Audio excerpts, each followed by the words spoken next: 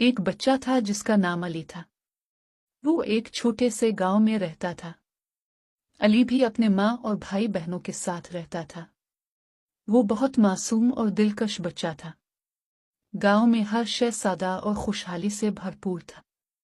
लोग एक दूसरे की मदद करते और एक दूसरे के साथ प्यार से रहते थे। अली भी अपने दोस्तों के साथ हर रोज मैदान में खेलता और खुशी से वक्त गुजारता था। एक दिन गांव में एक बड़ा मसला पैदा हो गया।